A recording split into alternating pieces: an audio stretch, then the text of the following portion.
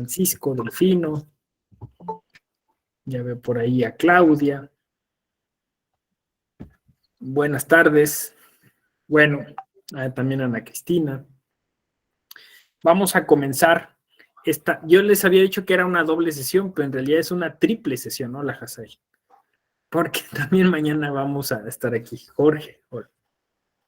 Entonces, mañana vamos a hablar de otro tema, pero bueno, hoy vamos a terminar. Es una doble sesión en realidad por lo que respecta al tema que iniciamos ayer a discutir y que hoy continuará y que, como les comenté, se relaciona, ¿no? Constructivismo y pensamiento complejo.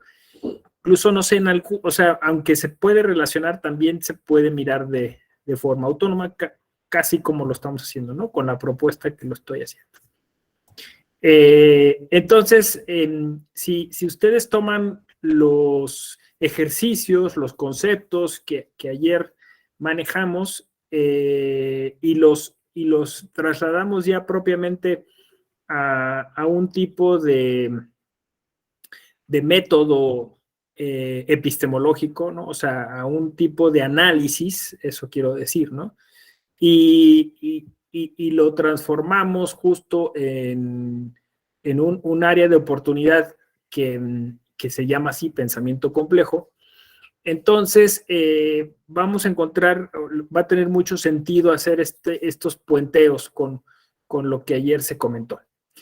El pensamiento complejo, como se le denomina, o análisis de la complejidad, supone asumir lo que habíamos comentado ayer, y es la diversidad, la pluralidad, pero a partir de la existencia de partes autónomas que se ensamblan en un todo, ¿no? Hay quien dice que ya hay una referencia a la complejidad en el pensamiento cartesiano, por aquella referencia que René Descartes hizo en su momento a propósito de el análisis que suponía la disección de una realidad que ha de estudiarse. Entonces, decía Descartes, pues tienes que tomar esa realidad y dividirla en partes para poderla abarcar de mejor modo. Pero no puedes perder, dice Descartes, en el camino, la idea de que esas partes forman un todo, ¿no?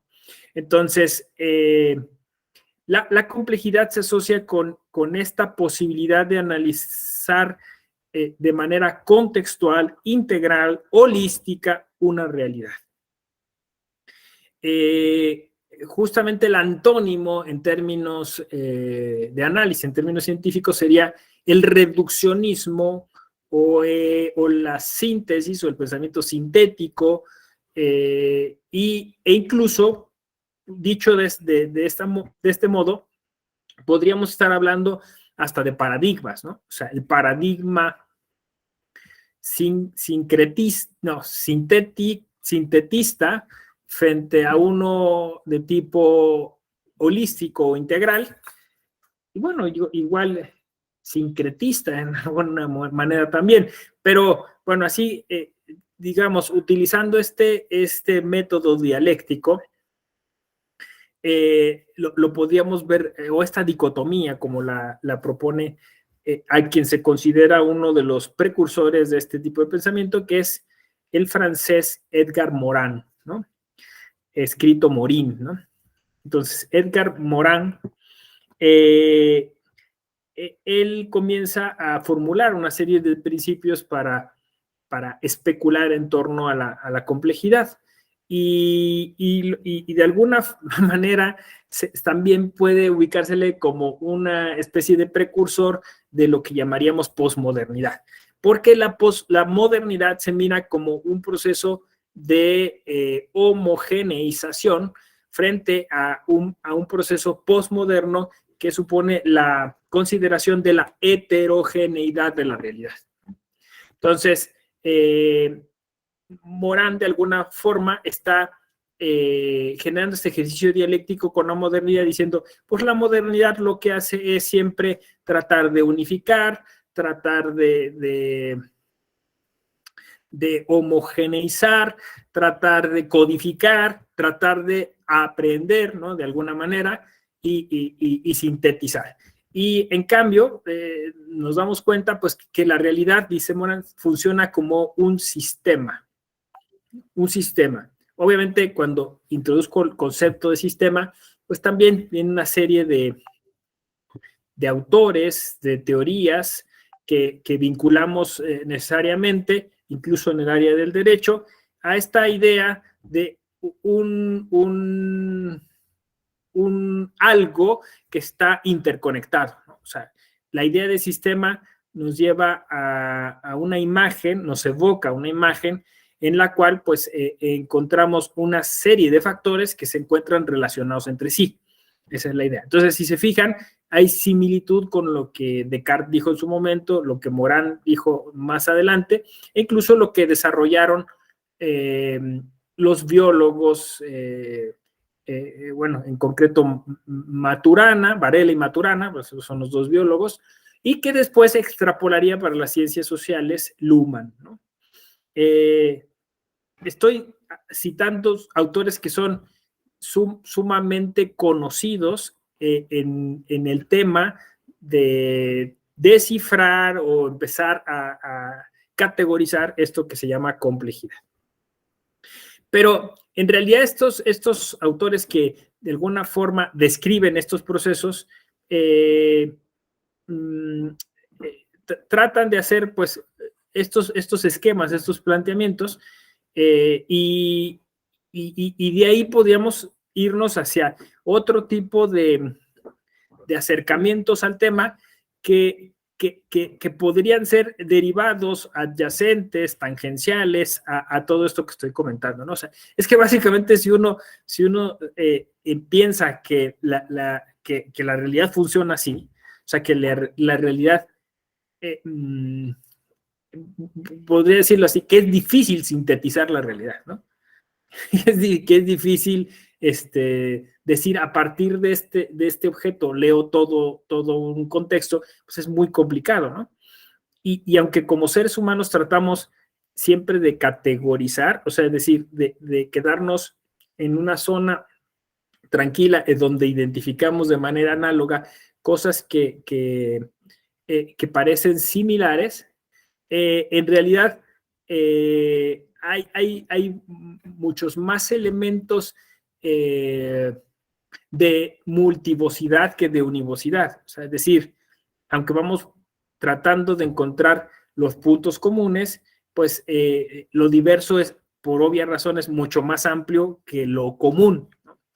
Entonces, esto va operando en muchas de las disciplinas, ¿no? Lo encontramos, como ya he mencionado, en las ciencias naturales, la biología, lo encontramos obviamente en la matemática, en la física y especialmente en la epistemología, ¿no? En la epistemología. Curiosamente, Morán ya se refiere también a un concepto que me parece termina por consolidarse más hacia nuestra generación que en el momento en que lo enunció, pero ya Morán hablaba de una realidad multiversal. Y aquí es donde incluso van a encontrar una amplia bibliografía sobre la idea de complejidad como un fenómeno transdisciplinario.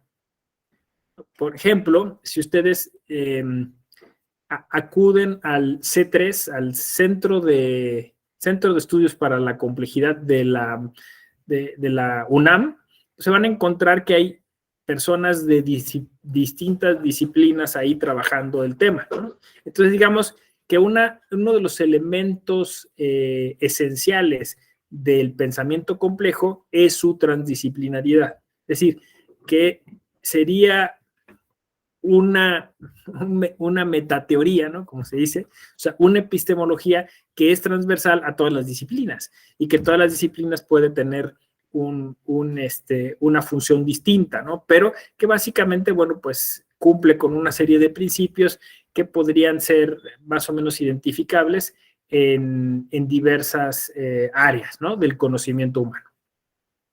Obviamente uno necesariamente hace la traslación hacia cuestiones que nos interesan, ¿no? Incluso específicamente del derecho, ¿no? O sea, y específicamente del derecho electoral.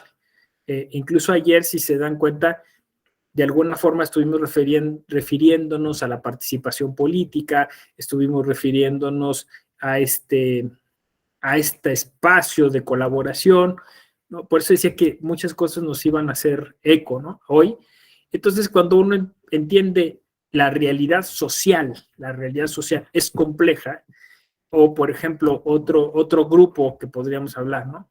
La ciudadanía es compleja, pues estamos refiriendo justo a este paradigma, ¿no? O sea, el paradigma en donde no tratamos de abstraer, de decir, este es el ciudadano modelo, ¿no? Sino decir, los ciudadanos y las ciudadanas tienen muchas diversidades, ¿no? Pero de alguna forma se relacionan a través de sistemas. Incluso así le llamamos sistema electoral, le llamamos sistema político, ¿no? Ese es un poco, me parece, la coyuntura en la que nos encontramos respecto del constructivismo y respecto del pensamiento complejo. Es decir, lo que descubrimos es que el todo tiene partes y que esas partes forman el todo. A ver si me explico, me voy a ir como así. Esta parte es como muy apasionante, ¿no? O sea, el descubrir que de algún modo, por ejemplo, esto que llamamos voluntad política, ¿no? O lo que llamamos la voluntad popular, que es básicamente el núcleo duro de toda la teoría política y de la teoría del Estado, ¿no? Es decir, cuando nosotros sentimos la necesidad de asociarnos y formar un algo que llamamos Estado, ¿no? Entonces, ese momento en sí mismo es complejo, porque son partes uniéndose en un todo llamado Estado. ¿Sí se dan cuenta? Entonces, por eso digo que estamos descubriendo eso, ¿no? Porque parece elemental, pero no es tan evidente, yo diría. O sea, el tema es que cómo se unen esas partes, ¿no? Y cómo forman ese todo, y cómo ese todo sigue siendo esas partes. Y ustedes dirían, no, pues sí parece sencillo. No es cierto, no lo vemos así. En la mañana estuve hablando sobre democracia crematista. O sea, básicamente cuando la democracia se significa o se simboliza a través del dinero, ¿no? O del pecunio. Y entonces todo se ve como un tremendo negocio y los votos se venden y se estructura y todo el mundo piensa que debe ganar algo a cambio de su voto de manera implícita o explícita. Pero bueno, en todo esto decía yo, es urgente un cambio de cultura. Es urgente un cambio de cultura justo porque no hay un paradigma de pensamiento complejo. Porque la gente está viendo su voto como algo que puede transear y no está bien del todo. ¿Sí? ¿Sí me explico? O sea, no está viendo que de alguna manera, no es que, nadie me vio, ¿no? Me dieron una despensa y yo les di mi voto. Sí, maestro, pero vives en un todo y ya lo afectaste. No hay manera que no lo afectes. Y si son muchos, pues se afectan más, ¿no? Y viceversa, ¿no? Si hay eso es, digamos, una fuerza centrífuga, ¿no? De adentro hacia afuera, pero también hay una fuerza centrípeta, ¿no? O sea, también el Estado mismo empieza a generar una estructura clientelar, empieza a decir, mira, tengo estos programas, pero pues voy a necesitar tu firma o tu INE, ¿no? Entonces viene una fuerza centrípeta que también, de alguna manera, afecta a las partes. Entonces, ese todo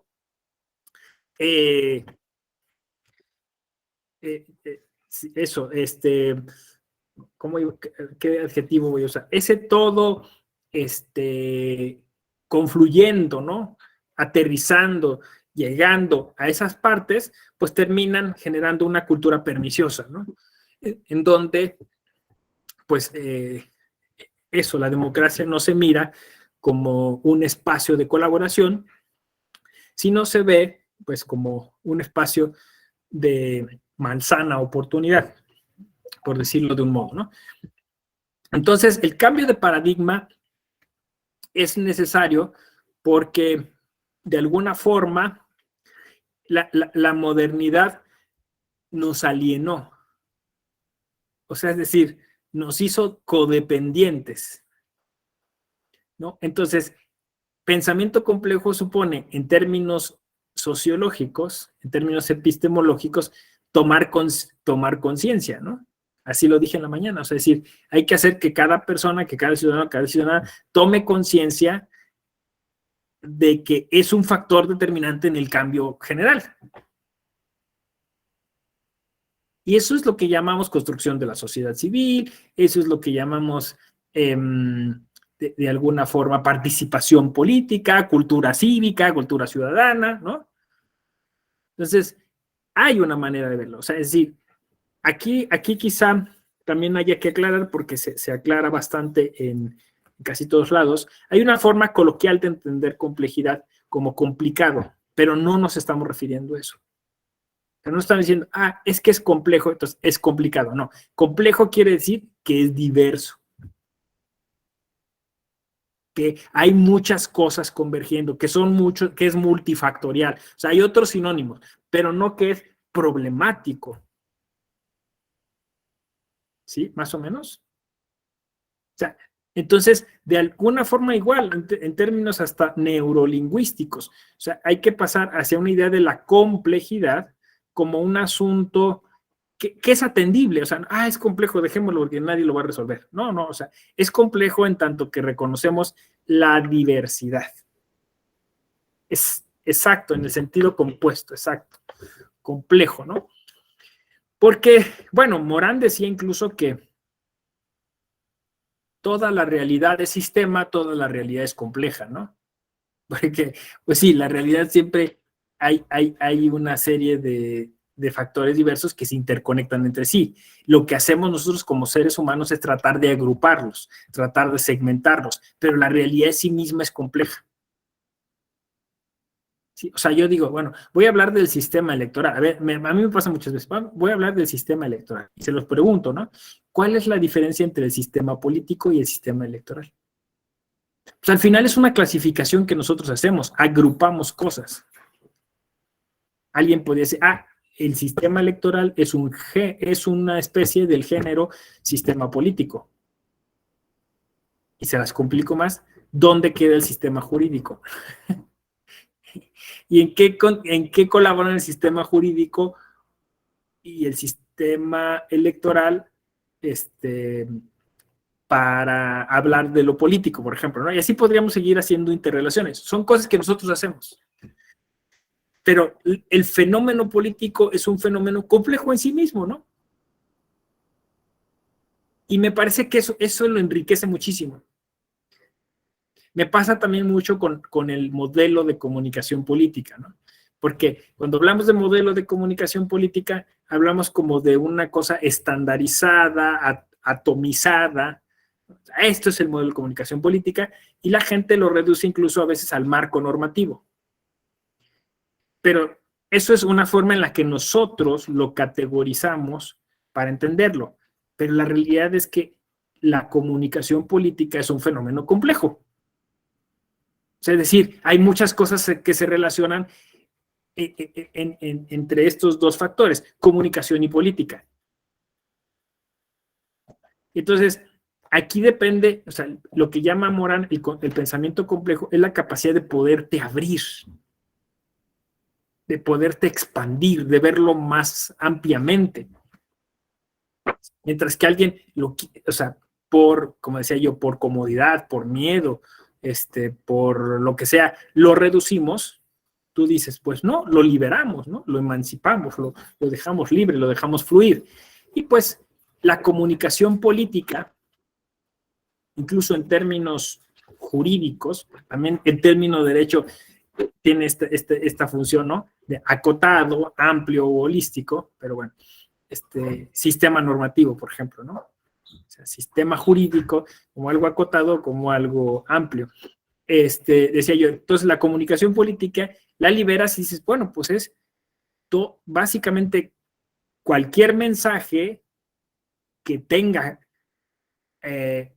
que entre dentro de la calificación político o que tenga que tenga un contexto político o que se denomine político y que esté circulando, ¿no? Que esté fluyendo, que esté yendo de un lado a otro, donde haya un emisor y un receptor.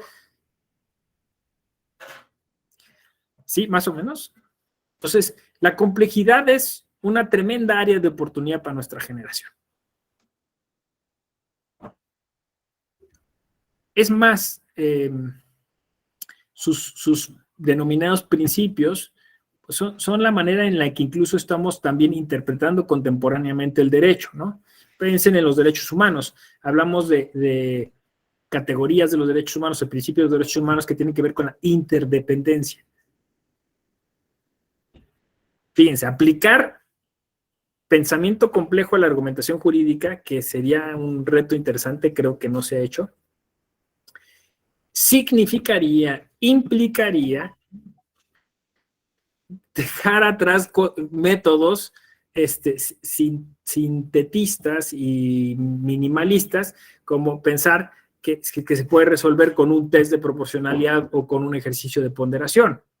Si es complejo el sistema de derechos humanos y son múltiples los factores, entonces el método tiene que ser así. ¿No les parece extraño que vamos a ponderar estos dos derechos? ¿Y cómo diablos los elegiste? O sea, ¿cómo hiciste para decir esos son esos dos, no? ¿Cómo puedes estar tan seguro si la realidad es compleja, no? No estarás dejando múltiples factores fuera y seguramente sí.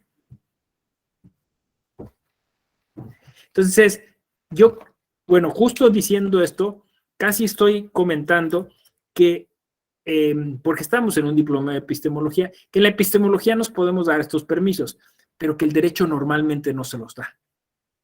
Yo diría casi que el derecho, como teoría jurídica, como ciencia jurídica, es anticomplejo. O sea, busca homogeneizar, busca sintetizar, busca codificar, odia la diversidad, no le gusta la pluralidad, ¿no? Pues cuánto trabajo tuvimos para aceptar, por ejemplo, los sistemas normativos internos, ¿no? Que en este juego que estoy hablando vuelve a ser así. La realidad jurídica de México, ¿cómo es? Compleja. Porque, porque en distintas comunidades hay distintas formas de entender el derecho, hay distintas formas de vivirlo. Ahora, lo vino a reconocer el derecho positivo en algún momento, pero lo vino a reconocer. Siempre ha sido así. Le guste o no le guste a alguien, ¿no? Siempre el derecho ha sido distinto y diverso en muchos lugares. ¿Sí? Más o menos.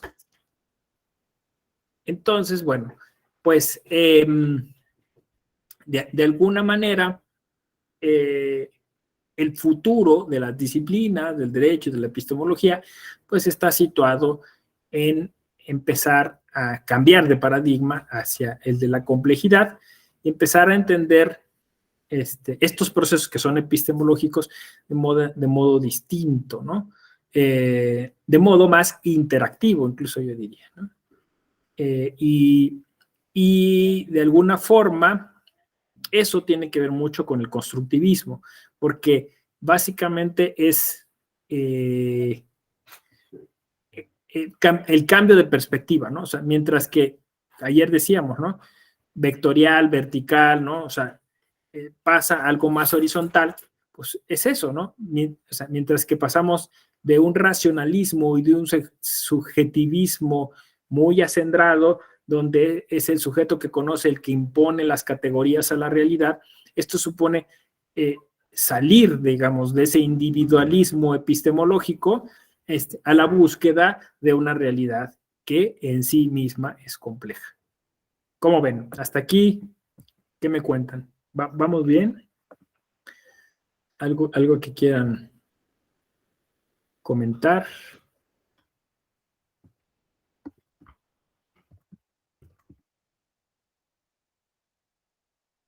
Déjenme, igual abro el chat que está. Bueno, estaban hablando del Internet y Dante, que también, bueno, Dante sí alcancé a leer eso de complejo en el sentido de compuesto, ¿no? Exacto, ¿no? Compuesto, composición. Bueno,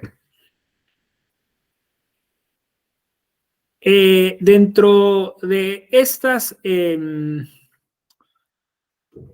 de estos análisis que Morán propone en un inicio para el pensamiento complejo, habla de un principio que le llama el hologramático, ¿no? Que tiene que ver con esta manera de ser de la realidad que se analiza, en tanto que se superponen distintas, vamos a decirlo así, distintas formas de ser de esa misma realidad, ¿no? Literalmente, o sea, es como si estuvieran superpuestos hologramas, ¿no? Es decir, de alguna forma todo depende de dónde esté mirándose, que esto es en términos epistemológicos, esa realidad. Entonces, podemos estarla viendo desde diversos planos. Aquí esta parte me gusta mucho porque de alguna forma el lenguaje cinematográfico ayuda a entender esto, ¿no?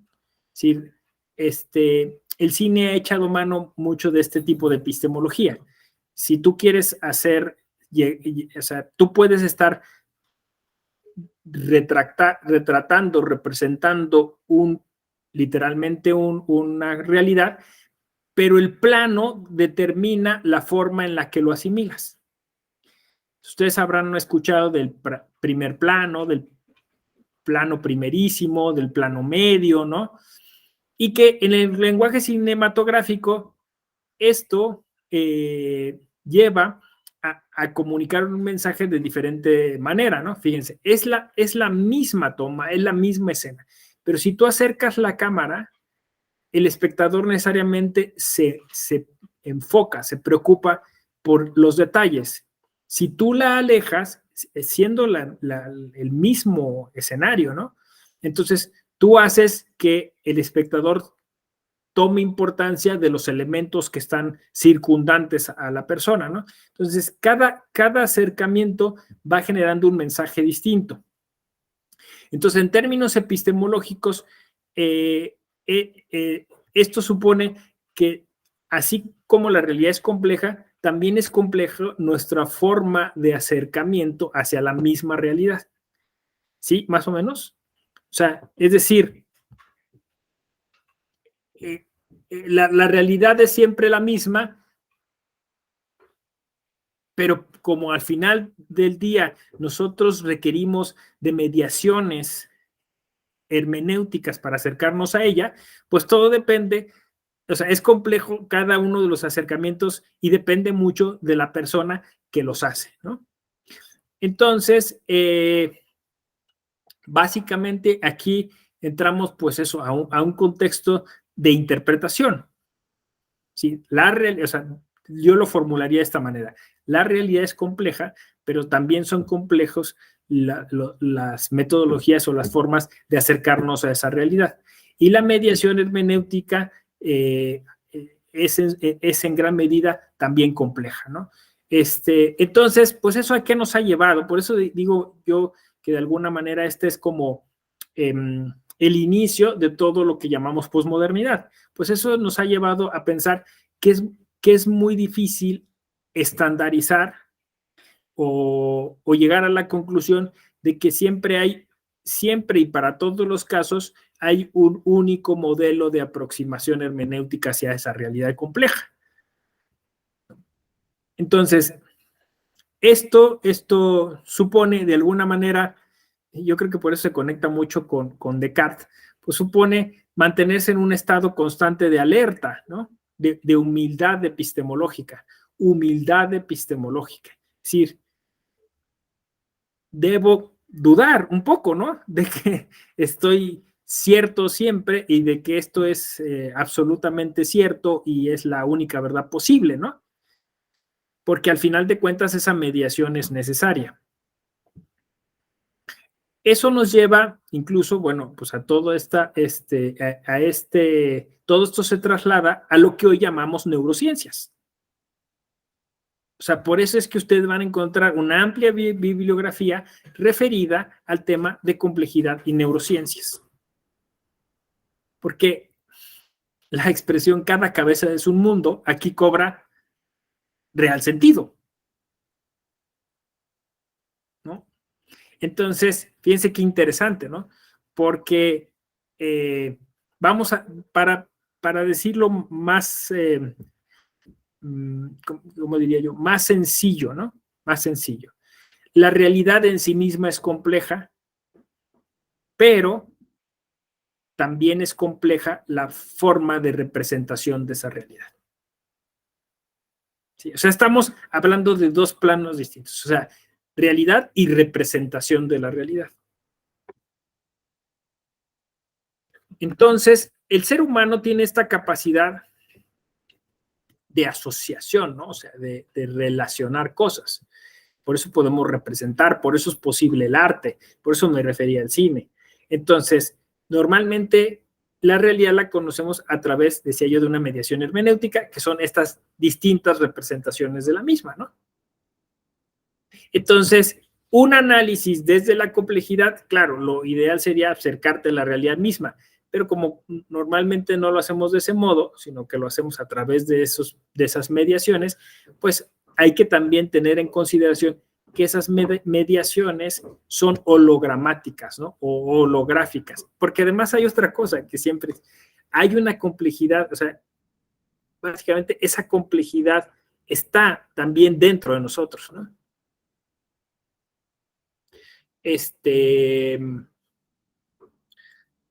Nosotros somos muchas cosas a la vez, ¿no?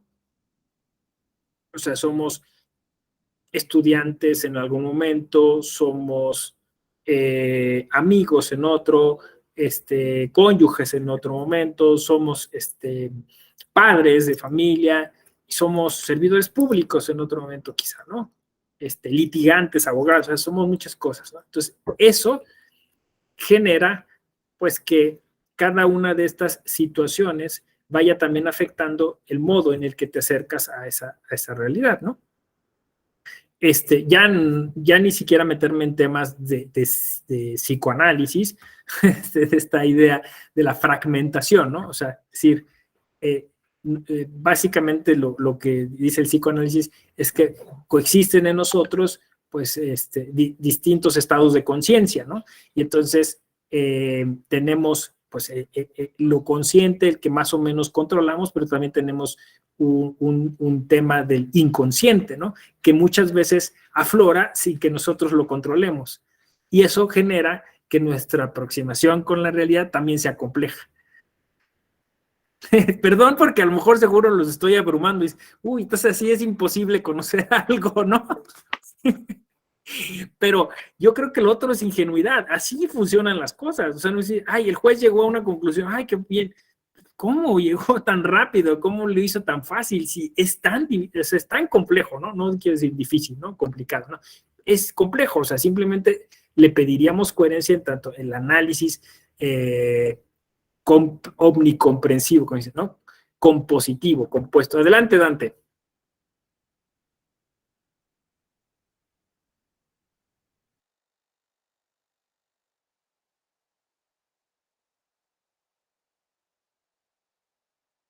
¿Está cerrado tu micro, Dante? Perdón, buenas tardes, ahora sí. Disculpen. Nada más para ver si estoy entendiendo bien, porque ayer vimos el constructivismo, que es donde todas las personas aportan para tener conocimiento, para llegar a esa realidad. Y ahorita lo que estoy entendiendo es que el pensamiento, el pensamiento complejo parte al revés, está la realidad y cada quien la va percibiendo con distintos matices o formas. Digo, tratando de entender con una analogía, lo veía como una sala de cine. Puede ser que yo estoy viendo, estamos 50 butacas, 50 personas viendo una película, pero cada quien desde su butaca. desde sus emociones, desde sus sentimientos, desde su forma de pensar, desde sus creencias y cómo se va transponiendo la realidad. O sea, y no es lo mismo, pensaba, ver la realidad, que en este caso sería la película, desde la butaca, desde abajo, que de la de arriba o de la de en medio. Pero que incluso estando en la butaca contigo, a lo mejor el de al lado puede ver un panorama donde ve toda la pantalla porque tiene esa capacidad, y alguien que ve algo muy concentrado, ¿no? Lo que sea usted de los planos del cine, ¿no? Si abren la pantalla o la toma y hay personas que se concentran en el personaje y pierden de vista algunos elementos del entorno. Entonces, sí me está generando una confusión de cuál sería, no sé si el objeto de estudio o el centro del pensamiento complejo, en sí misma la realidad, partiendo de la realidad. Sí, tú quédate con esta primera idea que di, ¿no? La relación del todo con las partes. La relación del todo con las partes, ¿no? Entonces, la realidad se puede partir para analizar, ¿no? Pero eso, o sea, eso no quiere decir que la realidad en sí se está partiendo, no sé si me explico. O sea, la realidad es un conjunto de cosas, por decirlo así, relacionadas entre sí de manera distinta, pero muchas veces o sea, esa relación, por ejemplo, bueno, me voy a explicar, ¿no? En la física o en la biología, ¿no? La física, los átomos, en la biología, las células, ¿no? Toda esa realidad se relaciona, ¿no? En el ciclo del agua, en la rotación de los planetas, hay una relación, o sea, hay una manera en la que interactúan esas partes. Y ahí está. Venimos nosotros como seres humanos y tratamos, como dije yo, decir, el sistema solar, ¿no? El ciclo del agua. O sea, para analizarlo, la agrupamos, la aglutinamos, la describimos de una manera, ¿no? Eso, bueno, por lo que hace a estas ciencias. Pero en las ciencias sociales esto es más difícil, ¿no? Porque los seres humanos, aunque sí nos comportamos de acuerdo a la sociología o la psicología social, a veces a través de patrones o de conductas recurrentes o de condicionamientos sociales, la verdad es que también somos muy impredecibles, ¿no? Entonces, intentar analizar, por eso lo que tú estás diciendo, desde el constructivismo como un modelo social y agregarlo a la complejidad, supone tener en cuenta las partes, que es lo que dijimos ayer, es decir, los ciudadanos, las personas, los estudiantes, depende de dónde coloques el constructivismo, y la posibilidad o la capacidad de hacer un todo.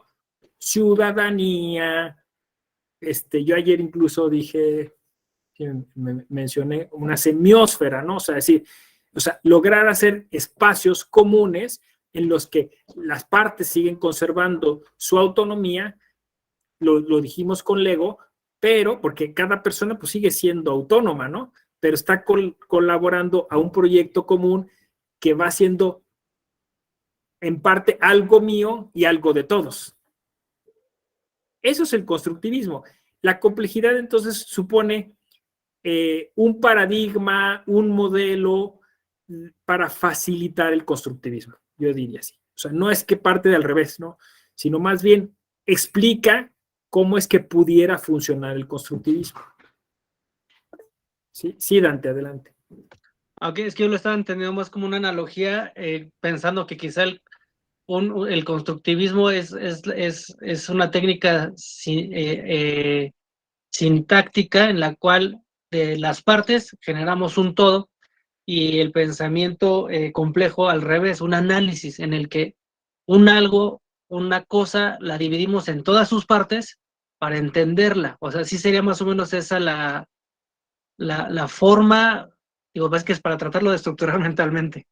Porque sí, lo que pasa es que quizá yo estoy omitiendo una cosa, ¿no? Y es que una cosa es complejidad como un fenómeno y la otra es pensamiento complejo, ¿sí? Más o menos. O sea, pensamiento complejo es lo que tú dices, el análisis de, ¿ya? Más o menos. Entonces, la complejidad es, vamos a decir, una característica intrínseca a la realidad y a distintas realidades, por ejemplo, a la realidad social.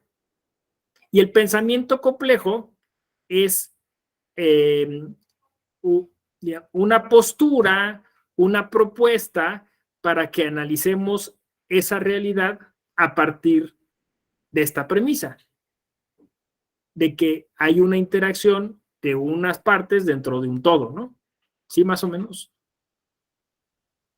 Sí, quizá ahí es como el tema que yo a lo mejor no aclaré del todo, ¿no? Entonces, sí, claro, aquí el módulo, el diplomado nos propone así, ¿no? O sea, obvio por una cuestión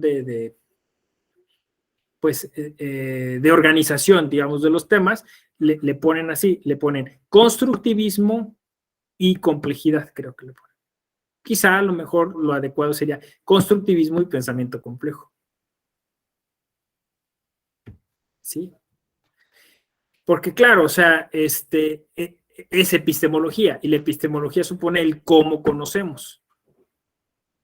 Entonces, yo quizá empecé explicando qué es la complejidad, pero hacia donde nos tendríamos que dirigir es hacia el pensamiento complejo, hacia sus principios, hacia sus enunciados, hacia su manera de analizar esa realidad que es compleja, ¿no?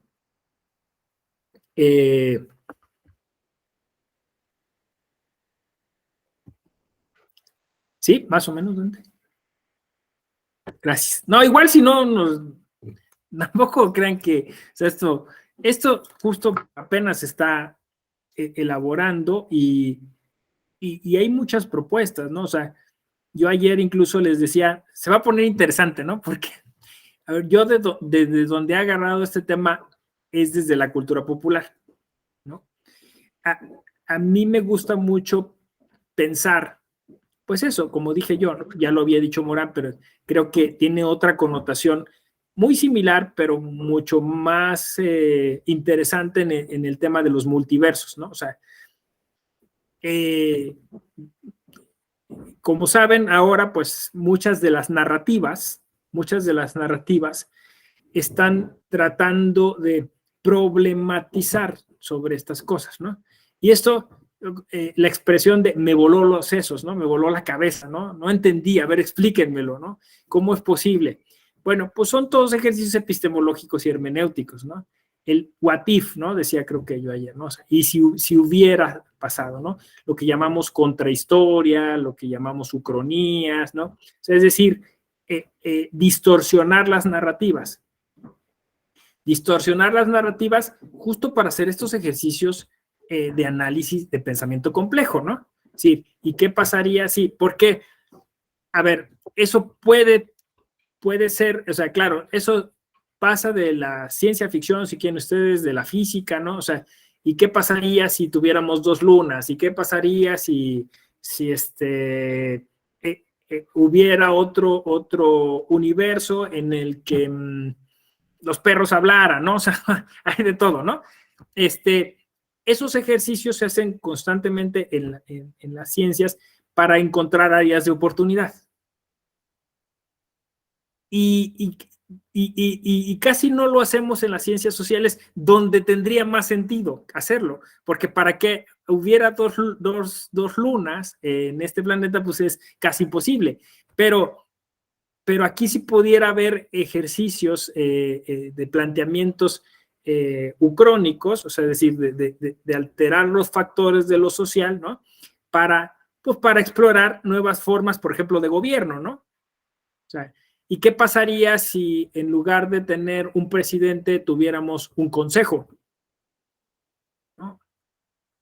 ¿O qué pasaría si en lugar de tener 3 poderes tuviéramos 4 o solo tuviéramos 2?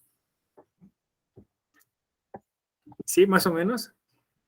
Eso es interesante porque al final pueden detonarse algunos ejemplos o algunas maneras de entender las cosas diversamente para, como dije yo, encontrar áreas de oportunidad, ¿no? Entonces, este ejercicio que llama Gadamer multihermenéutico, ¿no?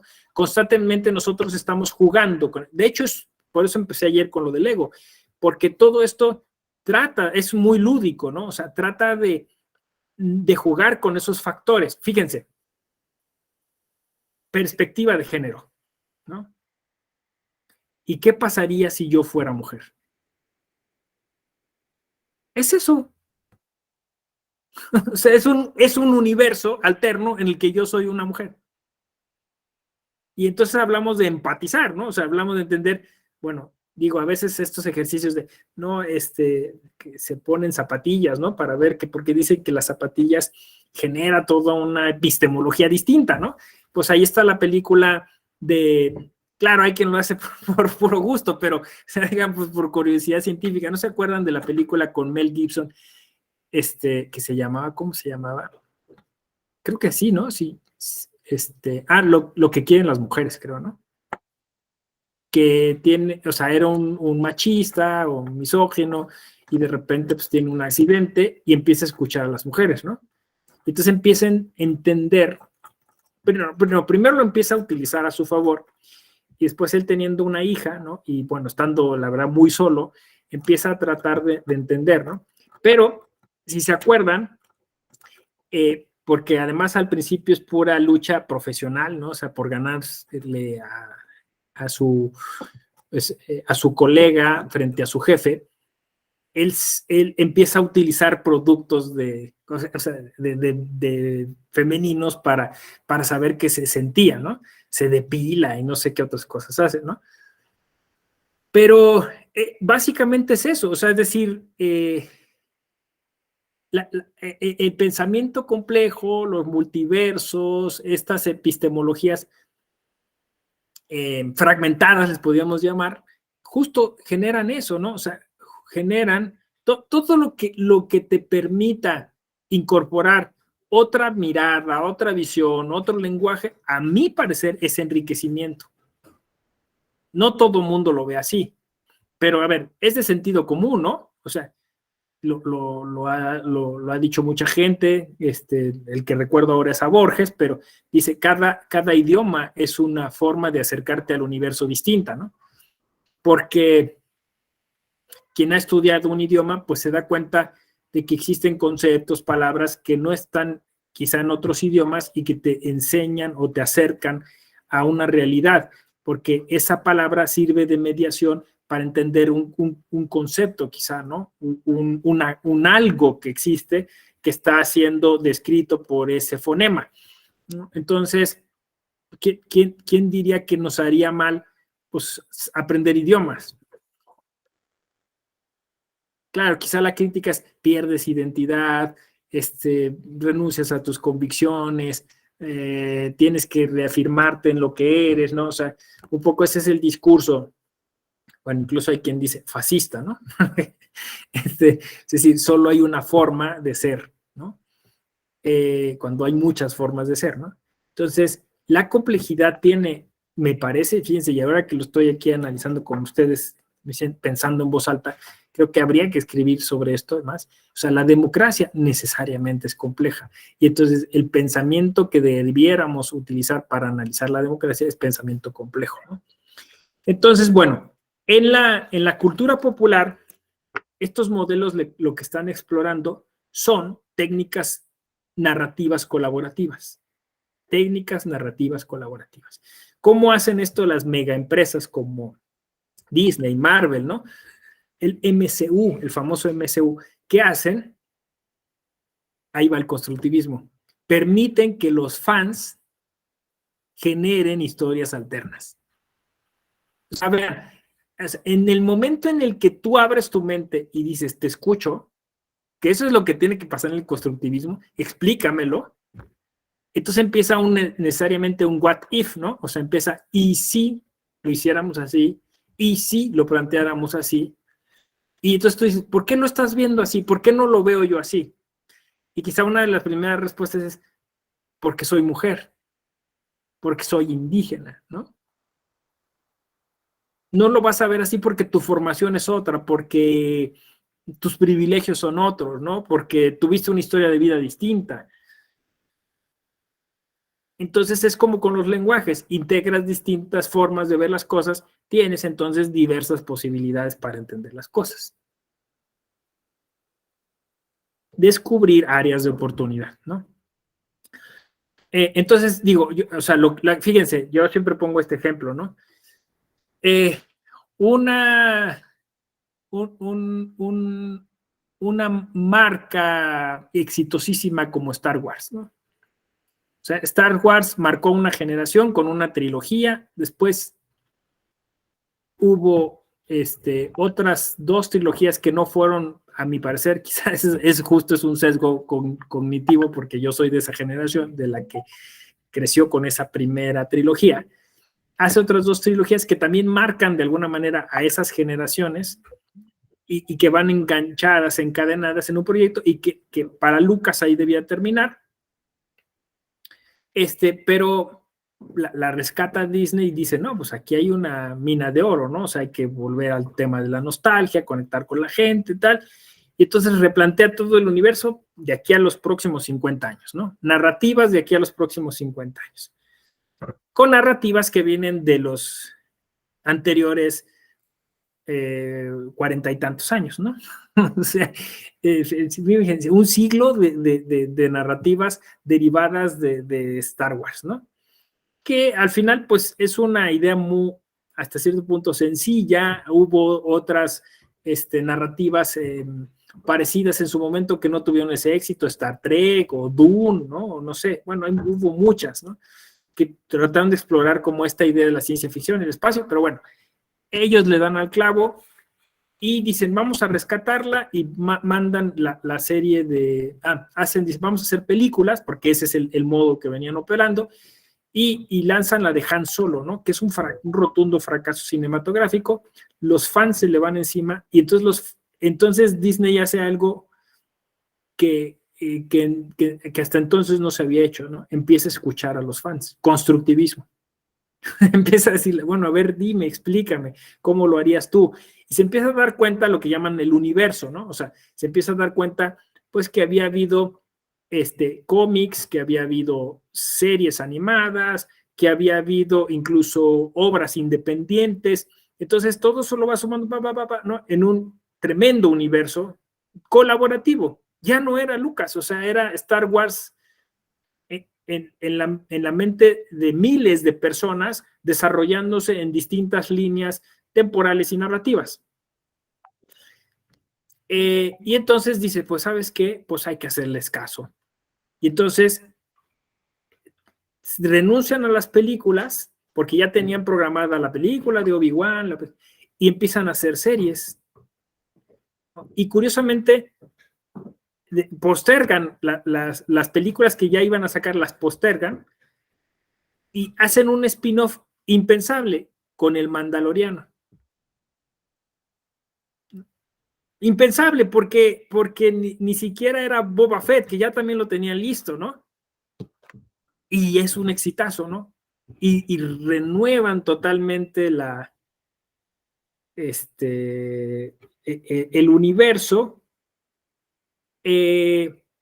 justamente con estos elementos, ¿no? O sea, es decir, apelando al origen, tratando de explicar las cosas de manera más horizontal, menos pretenciosa, ya no diciendo vamos a hacer grandes efectos especiales, sino retomando incluso la técnica de las primeras películas. Y, insisto, relanzan una marca que podría haber estado perdida. Esto le llaman, como dije yo, narrativas colaborativas, y se empezó a utilizar después en muchos lugares. Es decir, vamos a dejar abierta la posibilidad de que la gente construya historias, ¿no? Lo que llaman ahora sofisticadamente storytelling, ¿no? Pero es eso, ¿no? Es decir, ahorita se estaba haciendo, ¿qué estaban bueno, o sea, hay en la poesía, en en muchos espacios, o sea, yo empiezo y ustedes lo siguen alimentando, ¿no? Entonces mucha gente sí, continúa la historia y esto genera que todas esas intersecciones se vayan sumando en un todo, ¿no? Volvemos al tema de la complejidad, ¿no? Partes integran un todo. ¿Por qué hice todo este periplo así? Porque yo creo que la democracia, sí, la participación política sí debiera ser colaborativa, ¿no? Es decir, donde vamos a construir una historia común, una narrativa común, pero cada quien va a irle aportando algo. Y si le ponemos esto, y si le cambiamos el color, y si utilizamos este filtro, y si lo hacemos de este modo, y si introducimos este personaje. Entonces, un poco ahí ven como que tiene sentido lo que vimos ayer del constructivismo. Se inserta justo en esta línea temporal en la que empezamos a hablar de sistemas complejos de complejidad. Es más, yo también, no sé si ya me lo habrán escuchado, pero yo he dicho que incluso el término derecho termina ya siendo anacrónico.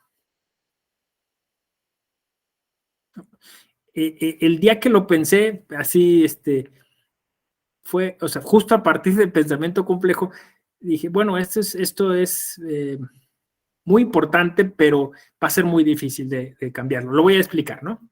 A ver, derecho evoca a una cuestión euclidiana, ¿no? A un silogismo. O sea, derecho es una línea recta. Es algo que une a dos puntos. Porque en una antigua concepción, el derecho es lex. Lex es liga, es obligatio, ¿no? Liga, o sea, es algo que une dos cosas. Sí, en un primer momento es eso, es el acto jurídico, es la relación jurídica. Y más adelante es el comando, el mandato, la ley, el orden, la orden que se da, ¿no? El comando. Entonces, derecho, en términos euclidianos, pues es eso, ¿no? O sea, es una línea. Por eso es que lo reducimos a silogismo, ¿no? Premisa mayor, premisa menor, ¿no? Es decir, la hipótesis normativa que subsume a los hechos, ¿no? Si se cumple con esa hipótesis, entonces se actualiza el derecho, ¿no? Pero fíjense, eso tenía sentido, insisto, en un contexto en el que la geometría, la matemática se explicaba de manera lineal. Pero imagínense que ya la física descubrió, o sea, la física cuántica descubrió que la distancia más corta entre dos puntos no es una línea recta, sino es una línea cóncava. Entonces, eventualmente, la solución no está necesariamente en el punto que está adelante, ¿no? Puede estar atrás, puede estar arriba, abajo, ¿no? Porque justo esto, hologramática, ¿no? O sea, están sobrepuestos los planos. Entonces, insisto, ¿cómo puede alguien decir, esta es la solución? Esta es la única solución posible. Entonces, el derecho dejó de ser derecho. Porque incluso en la teoría de las cuerdas y todo eso, hay múltiples soluciones posibles. Depende de los factores y cómo los asocias y cómo los relaciones. O sea, el derecho complejo, el derecho multiversal, supone la consideración de distintas soluciones considerando los factores en el momento en el que tú estás tratando de proponer esas soluciones. Ahora, piensen ustedes, el abogado promedio que dice, yo le voy a dar la solución a su problema yendo a una ley y diciéndole cuál es esa solución, frente al abogado del futuro que le va a decir, hay 100 soluciones posibles. Y en esto usted pierde esto, esta pierde esto otro, en esta gana esto, en esta ganan todos, ¿no? ¿A quién creen que le van a hacer caso? El derecho dejó de ser derecho hace mucho.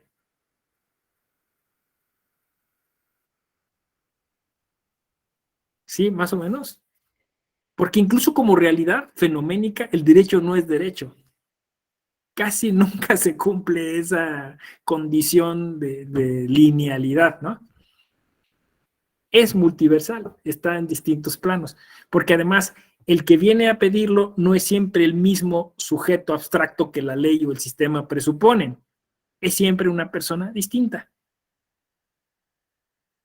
¿Sí? Esa norma estaba pensada porque el que la ideó estaba pensada, por ejemplo, en términos de un varón, pues ahora viene una mujer a actualizarla y ya entonces trastocó todo el entorno de análisis. ¿Sí? Más o menos.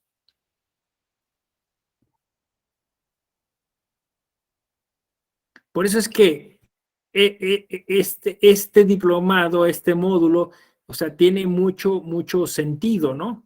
Para nuestra generación. Esto yo no lo hubiera podido decir hace 10 años. O sea, me hubieran apagado la cámara, bueno, no había cámaras, pero hubiera sacado el salón, lo que fuera, ¿no? O sea, hoy tiene sentido frente a todo lo que estamos viviendo. O sea, estamos más dispuestos a escuchar esto, ¿no? Porque claro, esto supone, no, o sea, seguramente habrán ustedes intuido los fantasmas, por ejemplo, del relativismo moral o el tema de la seguridad jurídica, ¿no? ¿Dónde queda todo eso, no? Pues es que en realidad nunca lo hubo. Siempre el fenómeno jurídico, siempre el derecho como práctica, el derecho como fenómeno social, siempre fue complejo. Lo que pasa es que nosotros lo reducimos a silogismos, lo reducimos a un código, lo reducimos a una ley. Pero entonces con eso sacrificamos pues la posibilidad de poderlo aplicar de manera adecuada, correcta, justa, ¿no? Y hoy esta generación dice, lo tengo que hacer, porque además hay un principio que es el principio por persona que me dice, lo tengo que hacer en función de la persona, y la persona no es siempre la misma.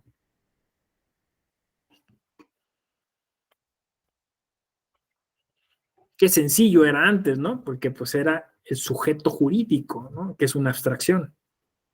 Hoy es un sujeto empírico, es fulanita, fulanito, menganito, ¿no? Que además tiene una cultura, que además tiene un género, que además tiene una manera de ver las cosas, ¿no? Y entonces esto pues hace, a mi parecer, más interesante esto, por ahí, ¿cómo le ponemos, no? O sea, ¿cómo le ponemos si ya no es derecho al derecho? Pero bueno, al menos que en nuestra cabeza tenga otro tipo de posibilidades, ¿no? Otro tipo de concepciones, ¿no?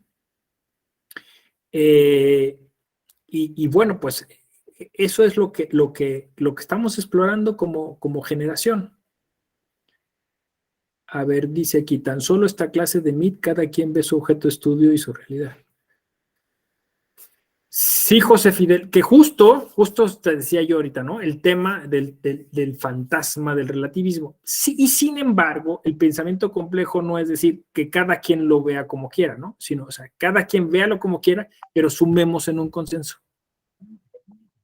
O sea, lleguemos a un punto de acuerdo, tomemos una decisión, digamos algo que sea común para todos, ¿no? Y yo creo que es cierto, José Fidel, cada quien se llevará aquí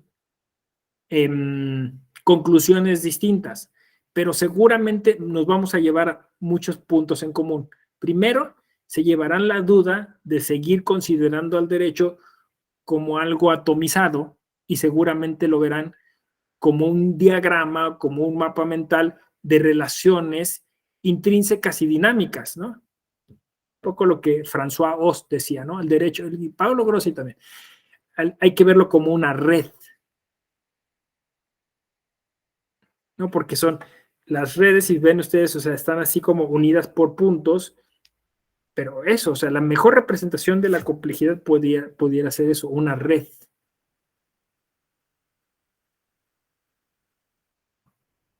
más que como una pirámide. Bueno, entonces yo ahí les diagramemos al derecho de otro modo. Y ya eso es común, o sea, todos nos vamos a llevar al menos esa duda, ¿no?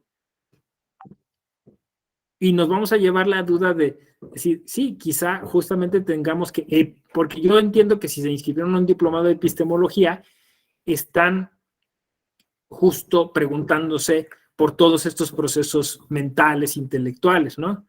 Y entonces justamente también nos llevamos esa idea de, vamos a decirlo así, de una especie de sentido crítico respecto de las formas de análisis, ¿no? Simplistas o reduccionistas que tenemos en el derecho. Y tratarán ustedes siempre como de buscar qué otros elementos están en juego, qué otras cosas podemos sumar, qué estamos dejando de lado. Esas son las preguntas que tienen que ver en pensamiento complejo, ¿no? ¿Qué no estamos viendo? Y aquí, pues, yo creo que hay múltiples ejercicios. Ustedes mismos decían, ¿no? Pues lo decías, Dante, ¿no? Me imagino, me gustó esa metáfora, pues una sala de cine llena de gente, pero la gente, pues a lo mejor, dependiendo de dónde esté sentada, pierde de vista ciertas cosas, ¿no? Aunque seguramente, si al final hiciéramos un debate, habría cosas que todo mundo vio y habría cosas que particularizadamente alguien puso énfasis, ¿no? Es decir, que sí también hay una forma de contar las cosas que puede generar consensos. No sé si me explico. O sea, al final, sí me ha pasado muchas veces que alguien diga, es que yo vi esto y tú, no, pues yo no puse atención en esa parte de la película, ¿no? Pero que normalmente logramos llegar como a un mensaje común, ¿no? O sea, incluso en películas tan complicadas como, por ejemplo, The Joker, ¿no? O sea, de Todd Phillips, ¿no? Que tenías distintas lecturas y alguien decía, no, pues a lo mejor el Joker todo se lo imaginó, porque al final, si te fijas, esta idea de que entra Arkham y no sé qué, no, pues la verdad es que como todo se lo imaginó, entonces no mató a nadie, sigue recluido en Arkham y estaba pensando todo eso. Y así hay como que múltiples interpretaciones de eso, pero al final nos queda claro que se trata pues de una persona pues que tenía un problema mental y que de alguna forma pues desarrolló un tipo de manera de enfrentarse al mundo violenta, pero hay quien incluso lo ve hasta desde el tema de la resistencia social y la revolución, ¿no? Cuando sale a la calle y la gente lo ovaciona y todo. Entonces, bueno, pues tampoco, digamos, caemos como en este relativismo absoluto, sino creo que sí se pueden generar consensos y que eso pues, nos une necesariamente a lo que ayer hablamos sobre constructivismo, ¿no? Eso genera de alguna manera la necesidad de hincarle el diente a estos temas y empezar a generar metodologías adecuadas para incorporarlos al estudio, en concreto, pues del derecho electoral, de la democracia, ¿no? De la organización social. Bueno, hasta aquí dudas, comentarios. ¿No? ¿Todo bien? ¿Todo correcto? Bueno, si igual se les ocurre otra cosa, si mañana me lo pueden decir, porque mañana también nos vamos a ver. Y mañana cerramos este ciclo de charlas sobre epistemología, ¿no? ¿Les parece bien? Bueno, pues me dio mucho gusto haber estado con ustedes esta tarde-noche. Les veo mañana, misma hora, mismo canal. Claro, Francisco, mañana se les comparto un mapa mental muy interesante a propósito del pensamiento complejo. Mañana se los paso. Gracias por preguntar. Exacto, dice José Miguel, más bien puras dudas. Eso es bueno, que vayamos con dudas. Cuídense mucho, bonita velada, nos vemos mañana. Gracias. Chao. Gracias, buenas